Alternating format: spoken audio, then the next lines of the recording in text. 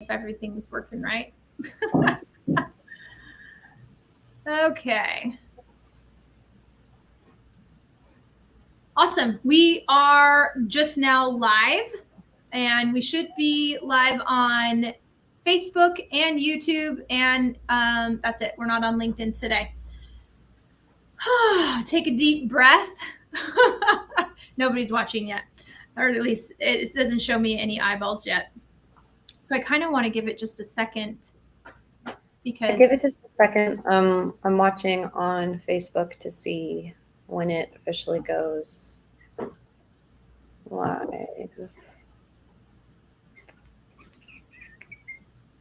I had several people they were going to join. Oh, okay. We went from 0 to 7. So we'll go ahead and get started. So awesome. Thank you guys, everybody, for joining. Lori's on. She just chimed in, and that's awesome since we've got her main support staff here. We got another Facebook user on. So we're going to go ahead and jump in. I wanted to give you guys a minute to get in. I've been very, very excited about this panel. One, because a lot of the people on this panel I've known for years, and I'm just super impressed with how they, and I will say it, run their teams. How they run their teams and how they support the agents on their team at their brokerages, and just even subculture wise behind this, behind the team leader and the team name. These are the ladies that are really making things happen. So that's kind of why I've been excited, because a lot of times our support staff are behind the scenes and they don't step into the spotlight. So we're giving them an opportunity to step into the spotlight. And even something funny happened right before we went live. Christina got to meet Carla for the first time virtually. And Carla is also famous within, behind the scenes from operations and transaction management and virtual assistants. So I'm going to start with Kelsey, and then we'll go Christina, Carla, and Regina. I would love for you guys to just introduce yourself, tell us where you're at, your team name, and then maybe your superpower when it comes to supporting your team leads and your agents. Well, hi, my name is Kelsey. So I'm based in the Phoenix area, kind of in the Southeast Valley is where we like to focus. Christy and Meryl Jenks are my team leaders with the Big Helper Group. We're a part of eXp Realty, and I've been with them for 5.5 years, over 5.5 years. They're my longest relationship ever. And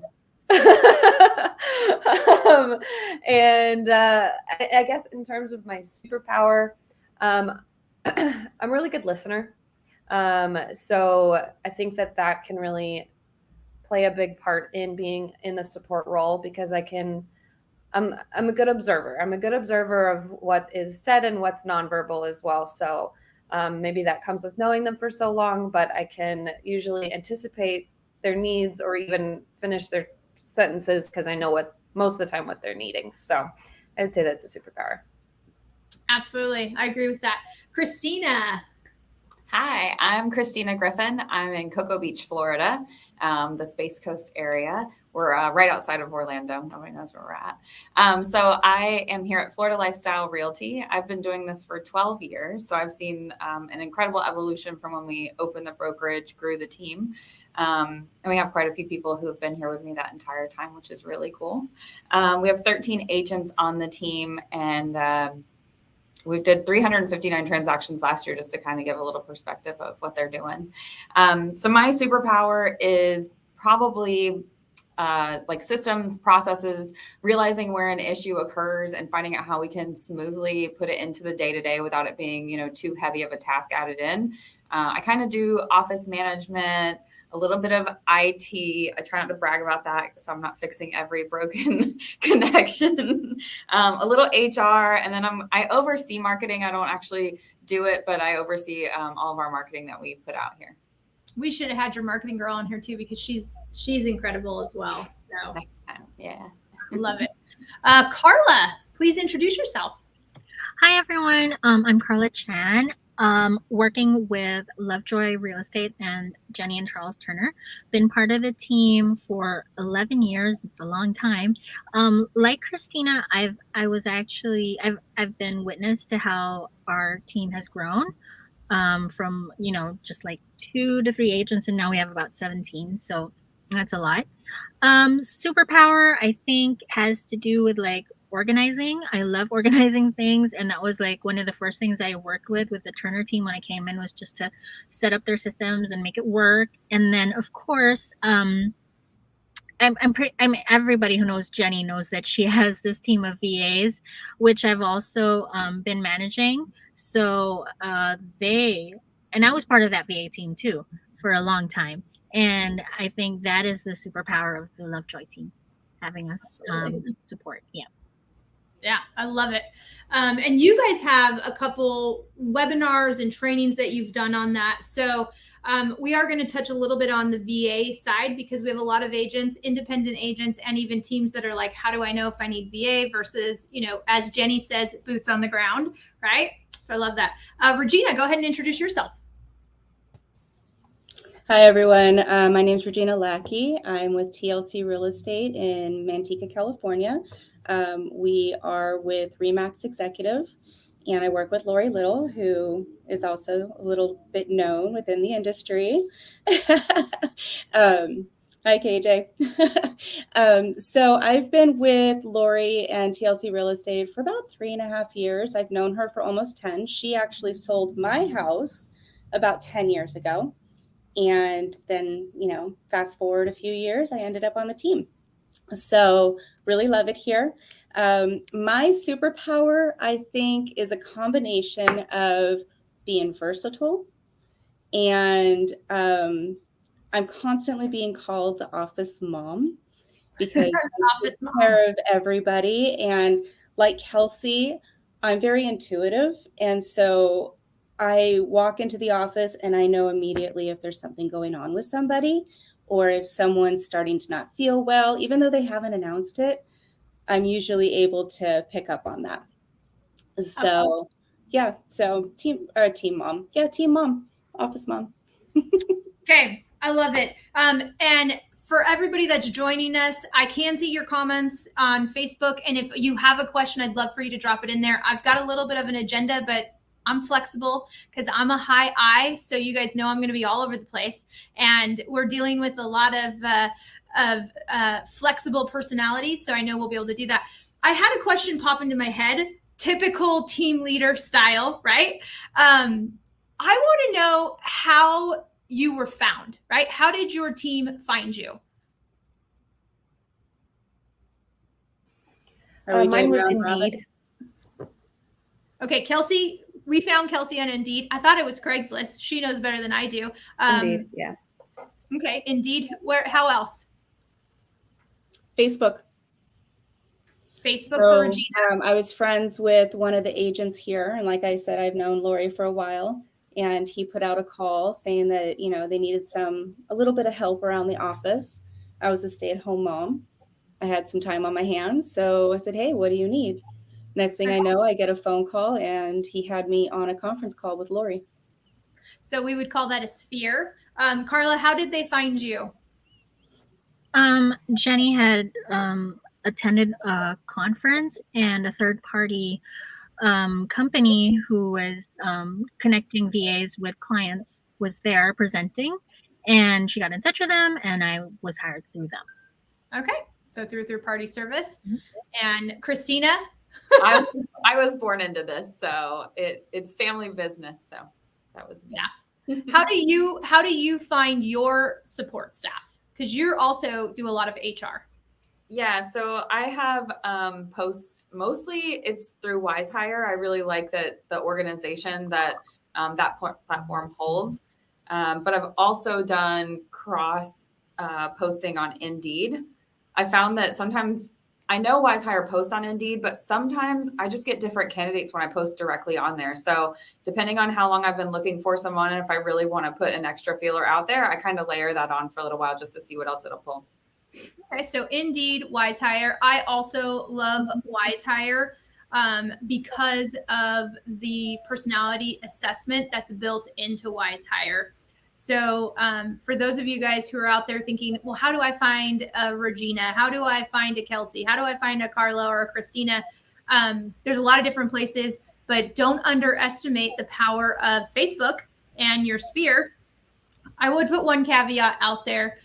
One of the number one mistakes I see when someone's hiring an assistant is they just hire out of desperation. So they like take the first person that, applies for the job, or they hire a relative or a best friend's daughter, right? So convenience, they just hire out of convenience because they're so backlogged. They just need somebody. So they take anybody, even if they're not the right personality profile. Or they hire someone just like them, right? They hire, for me, that would be a talker and someone that's like working on 50 million things all the time. Think heavens, Kelsey grounds me, brings me back and helps me finish my projects, right? But I do think that's a good point. So we had a couple questions come in through social media and things that they wanted to do. I'm going to turn it into some best practices, and I'm just going to let you guys decide who wants to answer, because you guys all have some different skills. So I want to know, what is your best practice for calendaring and schedule management with agents or your team leads? What are the tools that you use, and what are some of the do's and the don'ts and bumps that you guys have made along the way? I'm happy to share. So we use Google. It's the easiest, just to share the Google Calendars. It's universal. You can put it on your phone. You get notifications. All phone carriers work with it. And the way we have it ran is that I share all of the calendars with everyone, but I don't necessarily allow everyone to make adjustments on all of the different calendars, because somebody's oops turns into somebody's, couple hours of work of fixing. So I'm a little tight on who can adjust and edit things on there, but universally, almost everybody can see all of the calendars.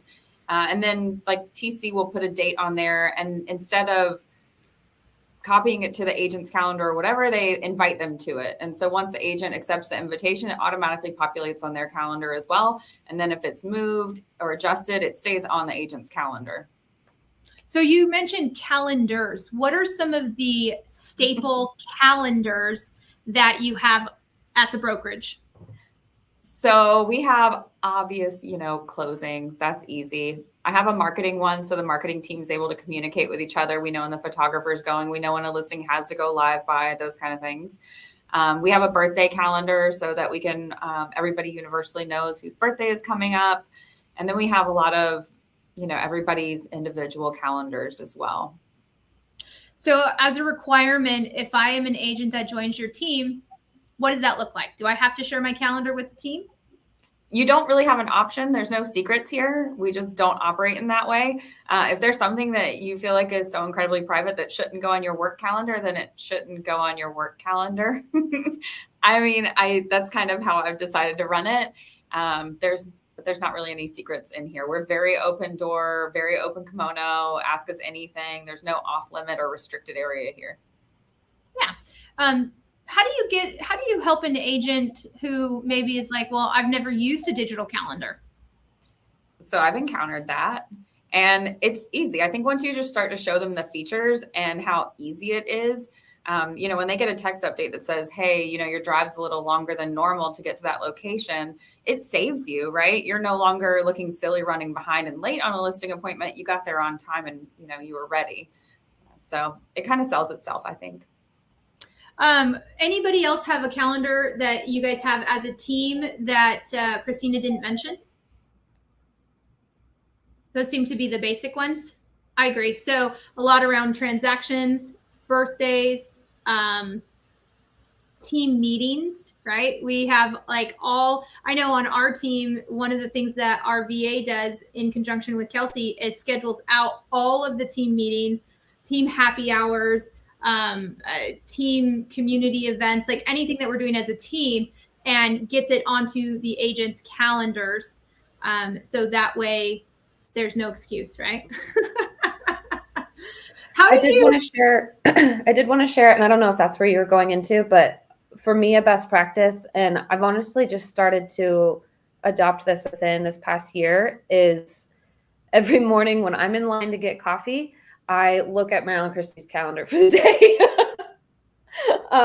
For me, I see Christy is a coach for Tom Ferry, so I see when her breaks are, and I anticipate maybe I'm going to need to get her lunch today. I need to make sure to ask her today, do I need to get her lunch? And then I see, is Meryl going to be in the office today, or is he going to be running around on meetings?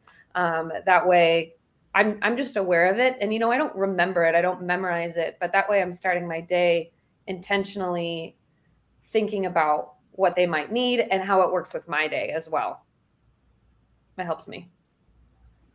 I actually really appreciate that she does that. So, and it's cool because we have different roles here where like Kelsey works a lot with me. She's also the operations manager for the team, but we share an office, and like sometimes I don't eat if she doesn't feed me because I just go from one appointment to the next. So that was actually a question that someone came in. How can I look at, the calendar for, say, an agent on the team or my team lead or something like that, and look and find those opportunities to be helpful, or maybe find some pitfalls and things like that? So one of the things that I do is, I'll look at Lori's calendar and see what her day is going to look like. But I've gotten in the habit, when I come into the office, I'll put my stuff down, I'll go in, hey, how you doing? And we have like a little 5-minute powwow. What's our day going to look like? And she'll make jokes a lot of times because I actually run her bathroom schedule, because she'll forget to go to the bathroom because she gets so busy. So I walk in front of her door, I ring the little key, and off we go down the hall. I mean, that's funny, but it is very much so. Some of these agents, right, and team leads, they have such a packed schedule that they need someone watching out for them, and kind of anticipating some of their needs. And that could also be for if you see that they've got a bunch of listing appointments scheduled, right? Like, how does the team anticipate what an agent's going to need when we see a ton of listing appointments on the schedule? Right? Like, that's another thing that I wanted to add, talking about like helping each other on the team, is our agents are also required to let me know or put it on the calendar when they're on vacation or they're not going to be around to work on their transactions or anything like that, or any time off. So that way we know who can, help them out on who's going to be around to take care of their transactions while they're away. So I think that's really also important to have that on there. That's such an important reminder. Like, we're finding that right now in our team with so many vacations, and even we just had an idea from one of our staff. She's like, why don't we put together a vacation form, right? Not that the agent needs to get permission to go on vacation, but who's going to cover their listing? Who's going to do the final walkthrough? Because we had some final walkthroughs this past week that were a nightmare, because the agent just left on vacation, was like, hey, I got a final walkthrough, but we couldn't get a hold of the right person. We couldn't get in. There was just, problems. And that's a really good point, is, by looking ahead at calendars and anticipating needs. Regina, kind of says they have a morning huddle of, hey, this is how our day's going to go, right? All really good things. Someone asked, what was your profession before being in an administrative or an assistant role? Well, immediately before, I was a stay-at-home mom for 15 years. And before that, I was in the Air Force.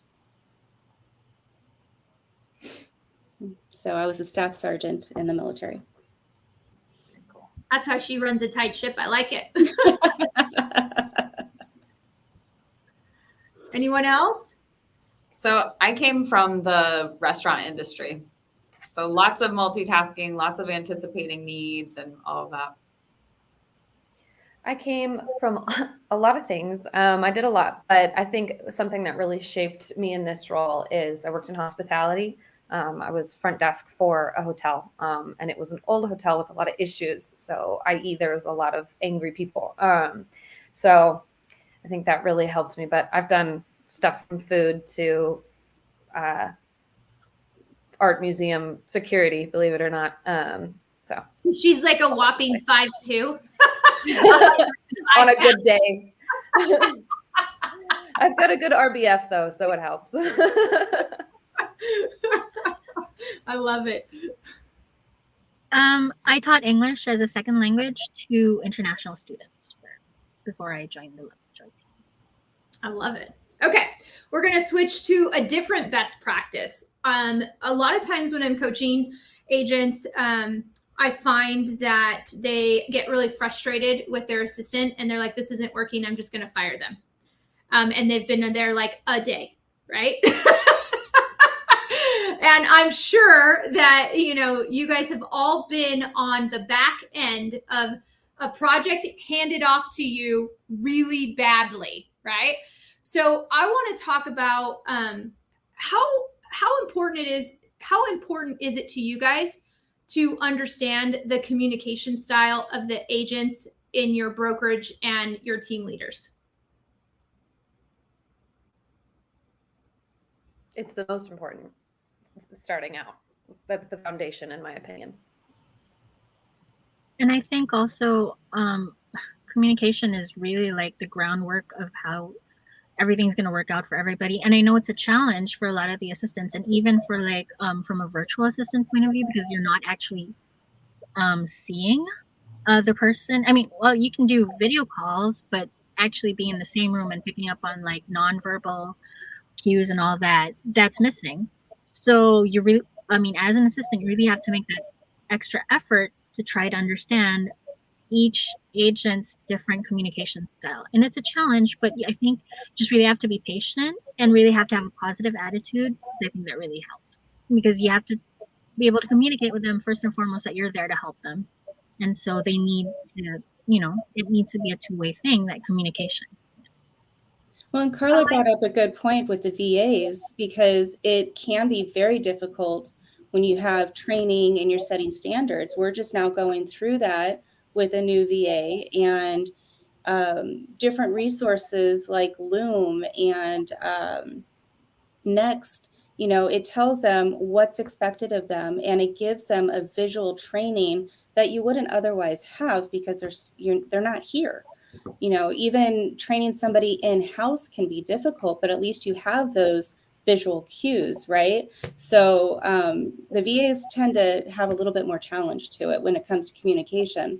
But as assistants, we got to kind of learn each of the agents' ways to communicate and adapt, and make sure that way we know, okay, so this one requires this kind of attention. This one needs this kind of attention. So in my office, like, we have Oksana, who English is a second language to her. And sometimes she'll come up with the most random word for something. And we know what she's talking about because we've adapted to her communication style. Right. So it's a little different for each one. Yeah. Understanding communication styles is super important. Understanding the information on whatever project you're working on. Right. And then I think the one thing that isn't always necessarily given, and we don't realize what we're asking for, is authority. So understanding how far you're allowed to take the ball, how many things you're allowed to complete for them, right? Can I go ahead and make this live to the public? Do I need a second touch on this? If I need to purchase something, let's say, do I have the authority to do that? Do I need to pause when I'm at that point? I think that, that in loop with communication is where the frustration can happen, because you think, oh my gosh, so-and-so didn't finish that. And that person might not realize they had the authority to do that, right? So that brings up 2 points. One, we talked, there's the understanding the DISC profile, right? And there's a lot of personality assessments out there, Myers-Briggs and some other ones, CATS and colors, and right. I do really like the DISC assessment because it's pretty easy to be able to do that. But Kelsey, you said it's one of the most important things. What are some of the standard practices that you have in place on the team so that you are able to identify personality profiles and how to adjust communication for that? So anytime someone new comes onto the team, whether it's staff or an agent, it's within the first 4 steps of our onboarding process is they complete the DISC profile and they send me the results. And I have a reminder for myself, if they don't get it to me, that I just keep hounding them on it. I say, hey, do we need to do this together?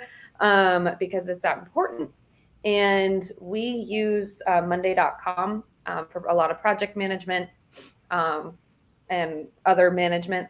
And we have an agent love board, and it's not just for the agents, it's for the whole team, and each person has a row, and I put in their DISC profile, and it's not just DICS, it's, if they're an ID, a DI, and so on and so forth. And then we also have asked the team straight up, if I didn't know it myself, I know that Terry on our team is a phone call guy. I can try and text him all I want, and he's going to call me. If I email him, it goes into a black hole.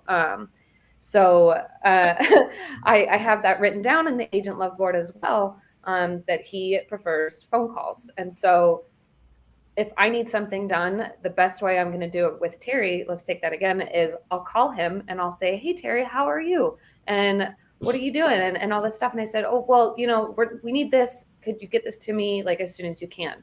And it works.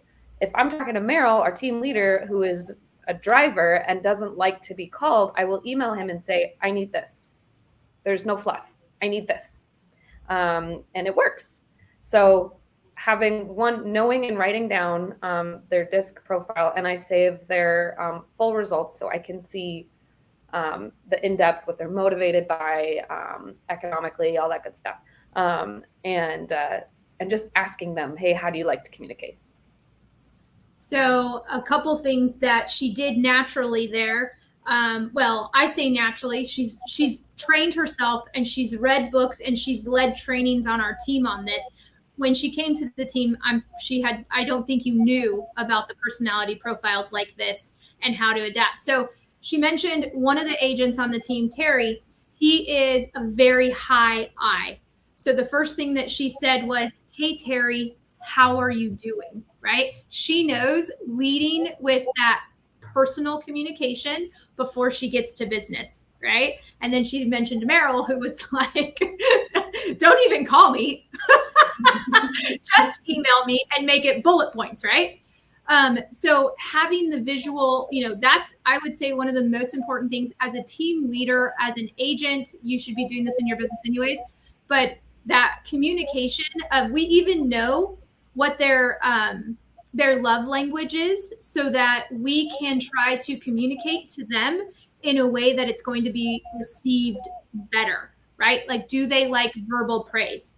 Do they like gifts? Or, like, where are they at with that? So that way, I believe as a team owner, as a team leader, I remember when I used to buy Kelsey things. Kelsey is not a buy things person. She's a quality time person, right? So here I was buying her things. She's actually very utilitarian.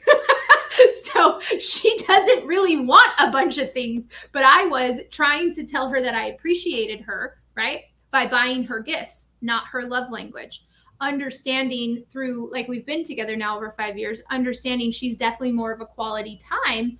Well, then I can change my approach, right? And now we do lunches together, and that's, really good for both of us. And so it's just a little bit of change, understanding how to make adjustments, having it up in visual to be a reminder. So when there's times of conflict, right? Like, if we need something from Terry's going to feel picked on.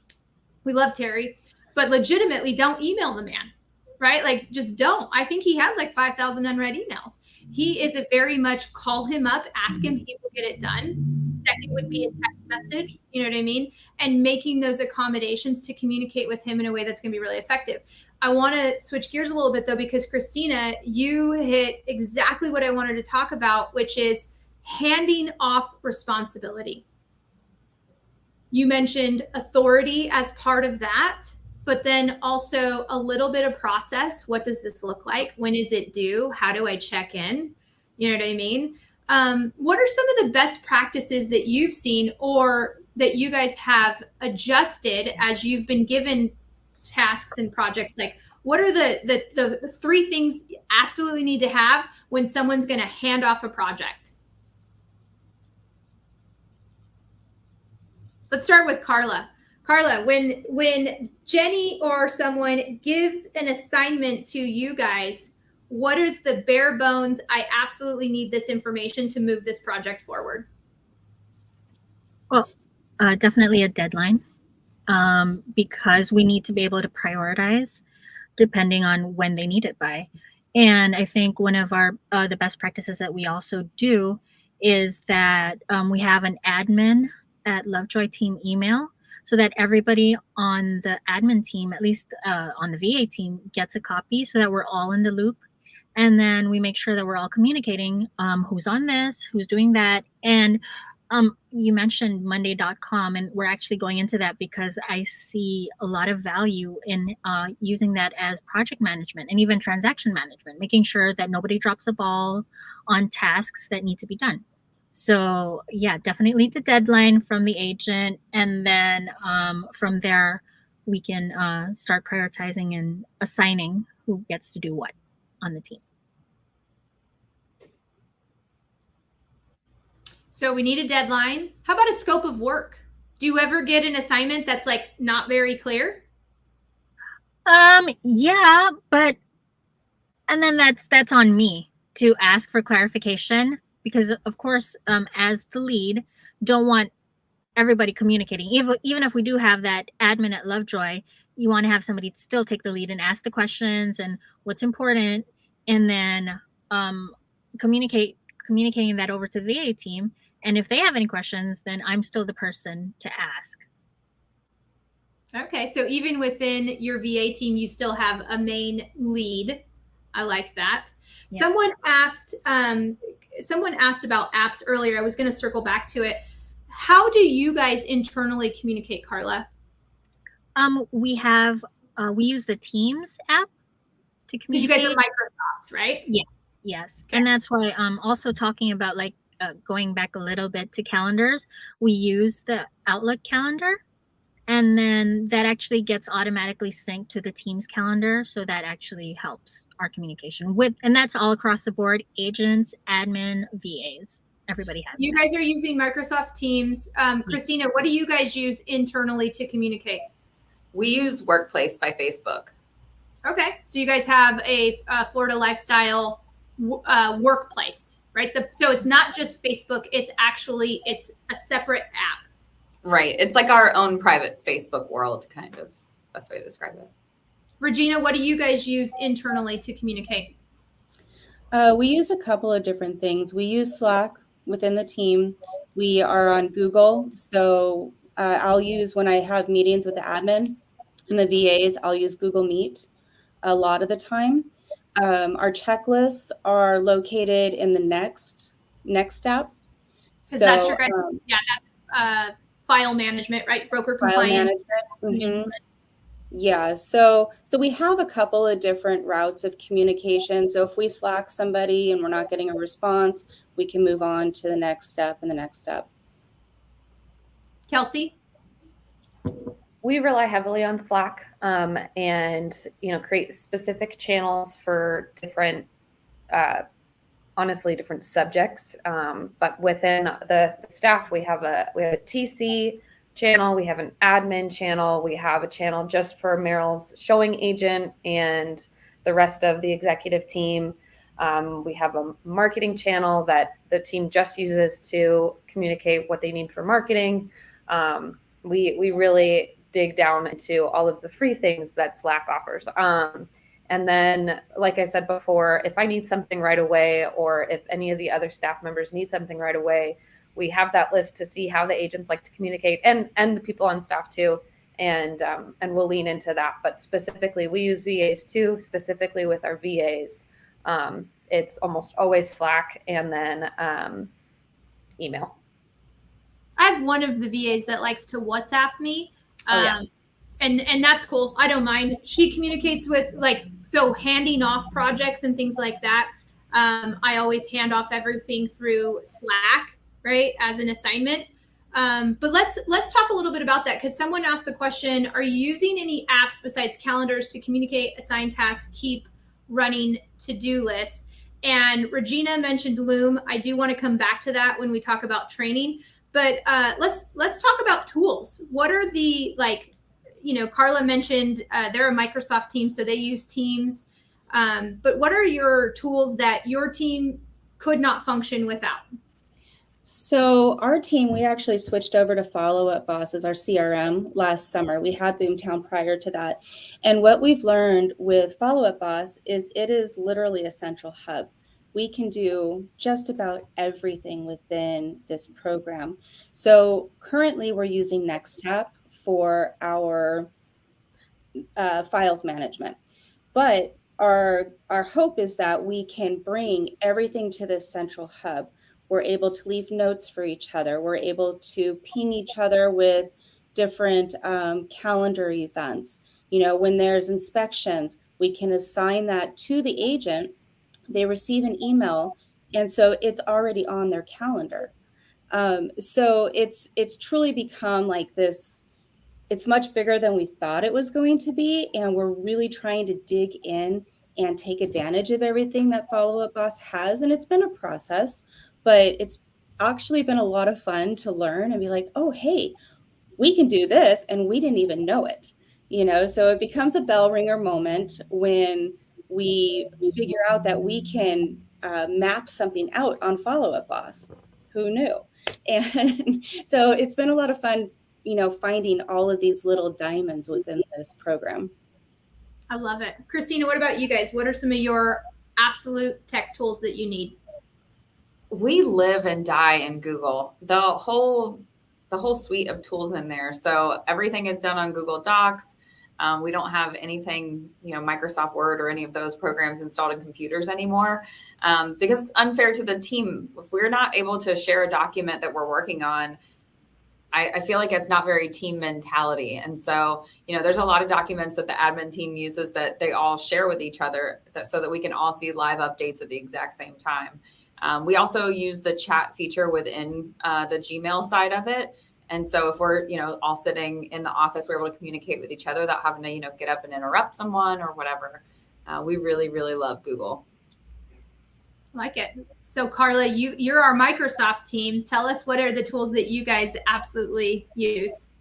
So really just Teams and Outlook and everything that they have to offer. Although I do want to add that we just recently, we have been trying to look at another program to help us with the transaction management side, because we feel like there's actually a hole in our operations for that.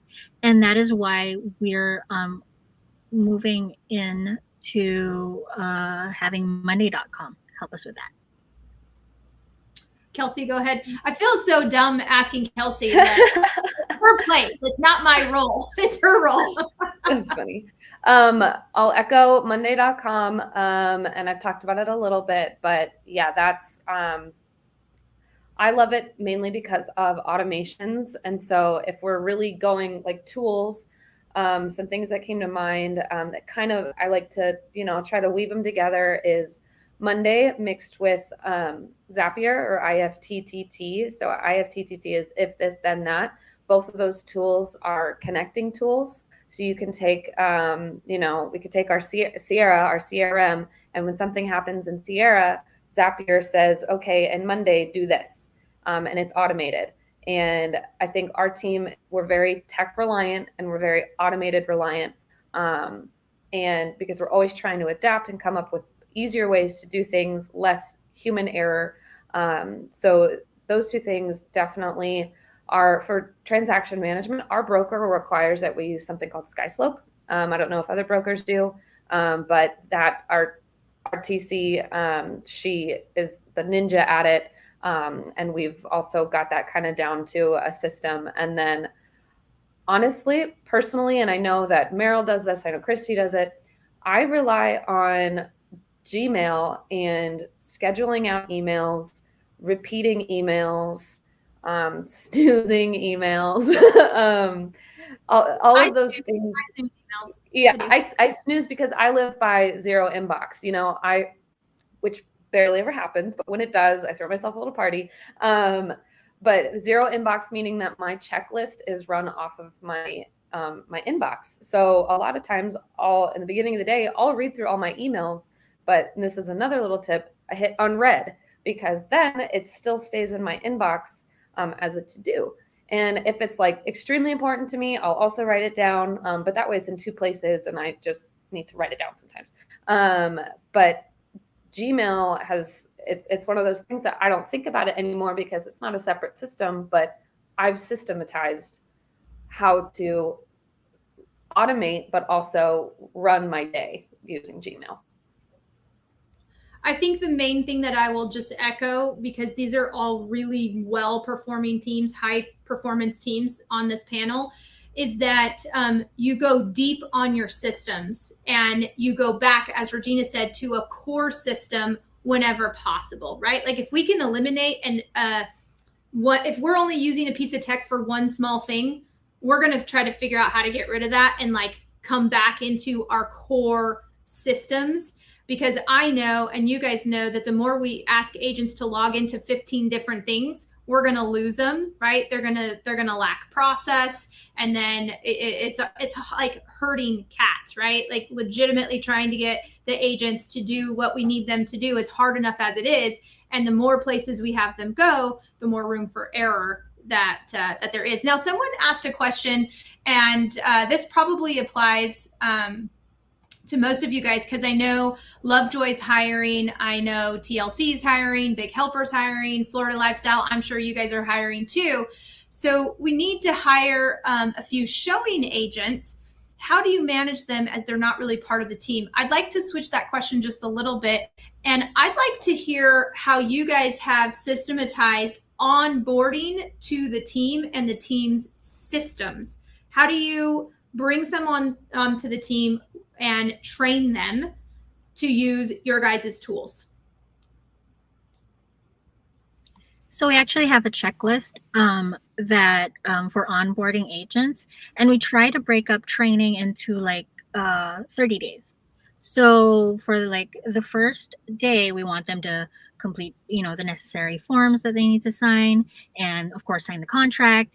And then just off the top of my head, remembering that checklist, we want to make sure that they're added, that we set up the email for them, because we since we're using Outlook, we want to have everybody on like their name at lovejoyrealestate.com, and then we add them to all the necessary calendars and have them on the team email, things like that. So everything is broken up into a process, and then we go into like putting them into Follow Up Boss, because we use Follow Up Boss too.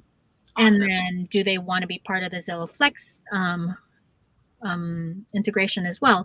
So everything is broken up into like 30 days because we don't want to overwhelm the agent, of course. And but one of the priorities that we have on there is also making sure that they join the first at least the first week on script practice, so that they also kind of get a feel of what the team culture is like. And I think that's a really, really like good way for them to get integrated and have a feel of because everybody's supposed to be on script practice. So that's a good place to meet the other agents and get a feel of what the Lovejoy team is like. So yeah, that's what we do. Okay, I like it. Who else? I'll go, because we've been in the process of hiring. We just brought on 2 new agents and our new VA. And so our onboarding process, we also go by a checklist. We're in the process of just revamping our whole onboarding program and refining it. But in the meantime, I get everybody set up on the different programs that we use. We have a couple of initiation days to begin with where they're initiated into those programs. We introduce them to the programs. They start to get a feel for what we're looking at. Lori will take over the training on the sales portion of it, the showings and the buyers or whatever. And because that's not, I'm behind the scenes, she's going to train them in the agent department.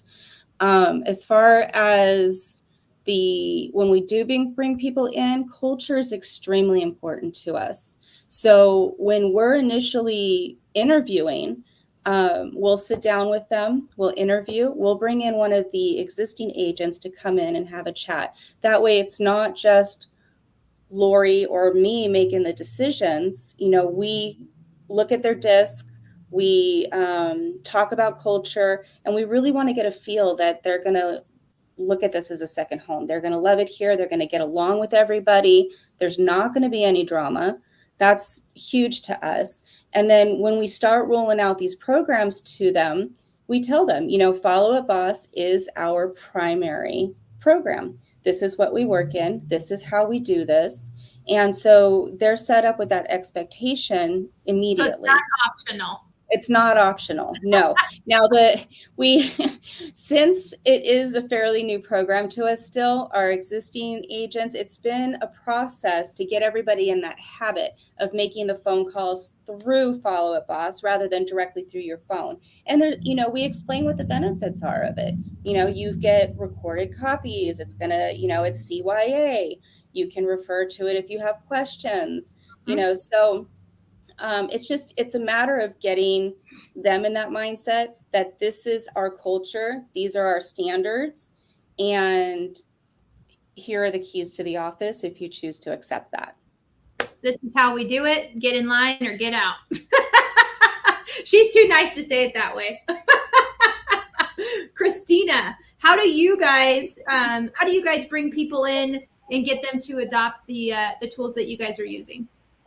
So when we bring people in, you know, Google has really become more a principle of our business than just something that we use occasionally, right? It's a core part of our business. And so typically during the interview process, we ask them, are you familiar with Google products? Because it's good for them to know that I expect them to have knowledge of that already. I don't need someone to, you know, go through, and when we have valuable time to learn about real estate, why are we learning about how to use you know, an inbox, right? So we tee them up that, you know, that is a basic that should already be in their toolbox when they come on. And then everything else kind of falls into a little mix. So some things are self-guided, right? We can't always sit right with them at all times while we guide them through every program, but there's also a lot of work with mentors.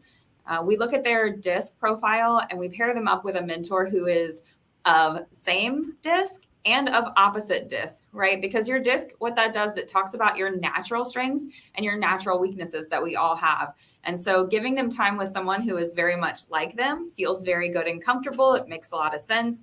And then you put them with someone who's complete opposite of them that feels a little uncomfortable, but it's a great way to see the other, you know, the way the other, these other personalities are running the exact same business successfully. And we also have one of our tools that, you know, with our CRM, they offer a training course, and it's just, they can either drive or we fly them there. It's part of onboarding with the team is that we send you to go get some hands-on training with our CRM, because that is probably second most important to the Google tool, right? So we put a lot in their hands and, you know, a lot of responsibilities on them, but we also guide them through quite a bit of it. And we don't ever leave them, you know, out there to flounder on their own.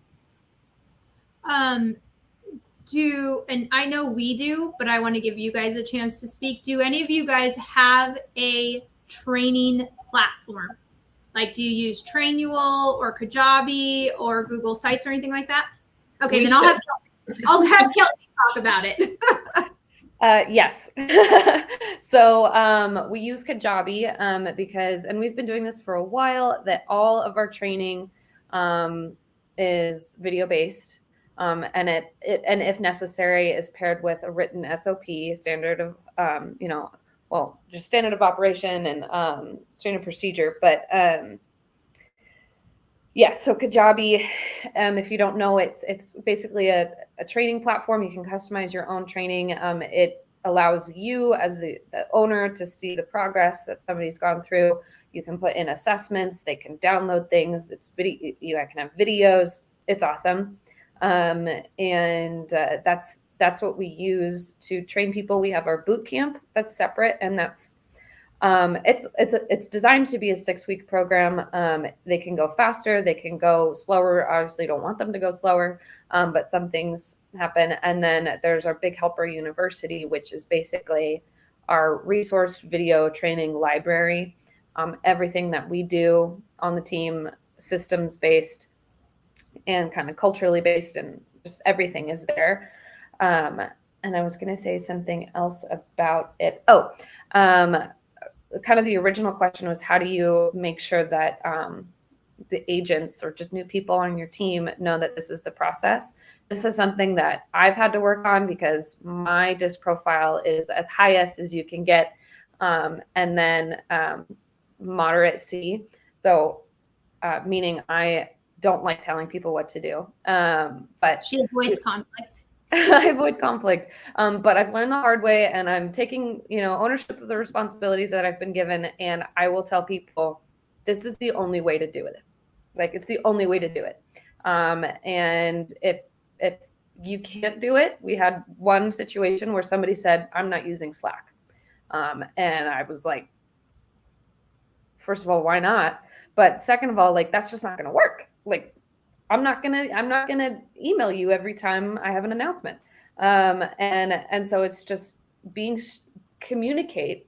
So you have to communicate everything, but communicate, this is the standard, and there's no negotiation. And just getting that up front right away. Don't even give them an opportunity to say, but no, it's the standard. I will say one thing as well is kind of when Christina hit on, like, do I have authority to spend money? Do I have authority here to reprimand an agent for not using part of the process, right? Like, we had a scenario on our team that an agent in production producing was not conforming to the cultural values of the team, and staff members came to leadership and was like, we don't think this person should be on the team anymore. Now, as a team leader, that's hard because I'm like, okay, they're bringing in money, right? But I'm specifically talking to agents and team leaders right now. When your staff tells you something, listen.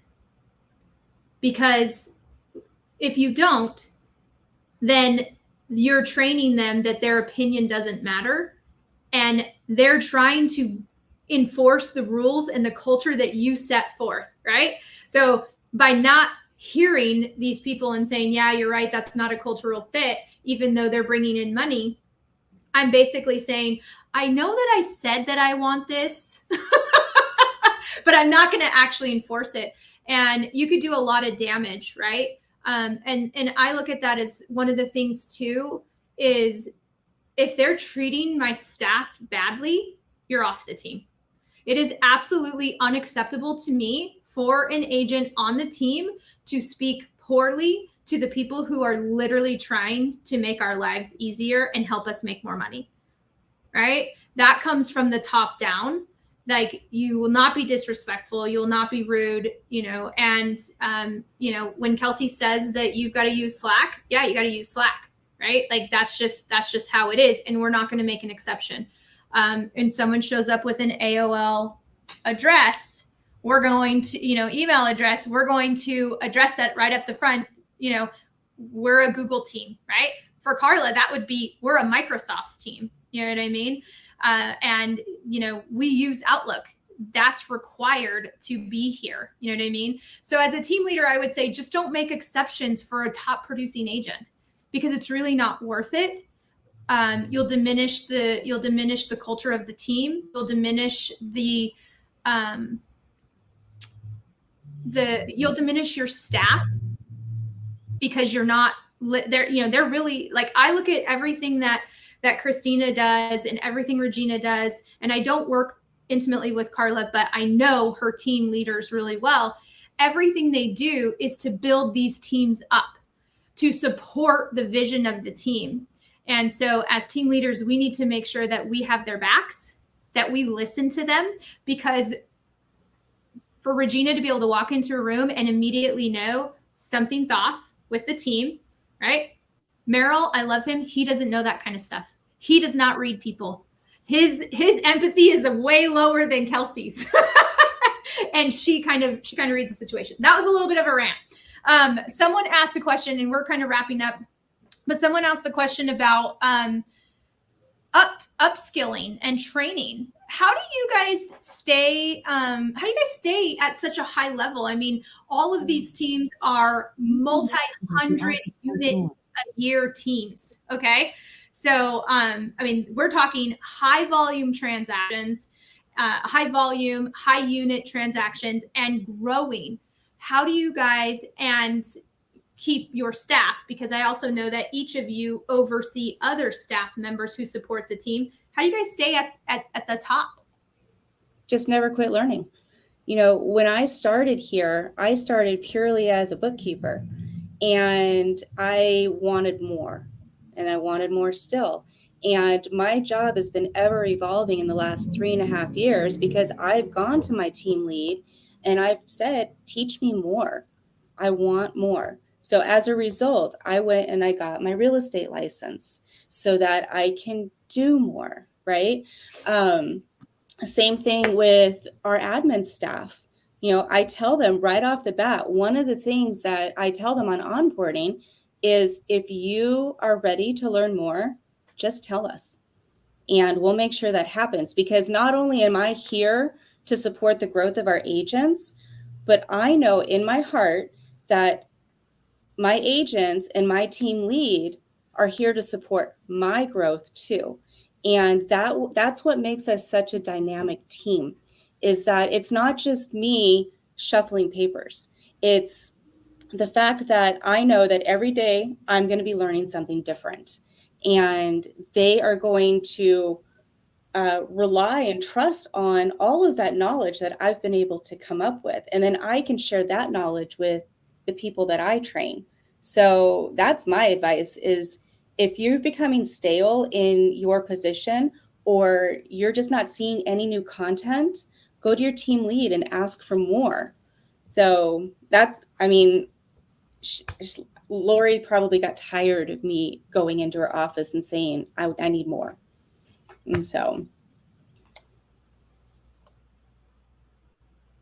I want to add to that a little bit, because I am like transitioning from like the transaction management role into more like operations management, and that that takes a lot of learning, because there's a lot of things that I definitely don't know as a transaction manager that I do need to know as an operations manager. And I think one of the things about learning is being able to go to your team lead and going to Jenny and saying, do you know anybody from like, the people, other realtors, other companies that you're connected with, that maybe their operations manager can help me. And she's been able to do that, and having that resource and being able to just, go into a Zoom call with another operations manager that Jenny knows, and her telling me, okay, so this is what we do, and these are the programs that really help us. That's super helpful for me.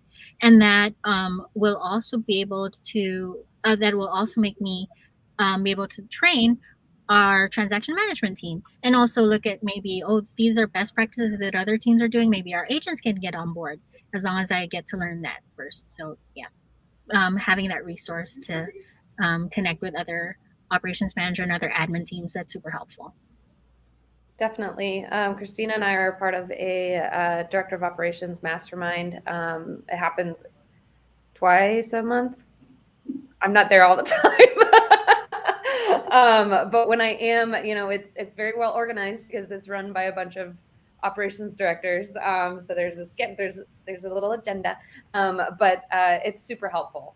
Even just to, most of the time, I don't even need to say anything, just listening to what other people do, and hearing that other people struggle in the same way that I do is really nice. Even if we don't have a solution all the time, it's just like, okay, yeah, you just struggle with that too. I'm glad I'm not crazy.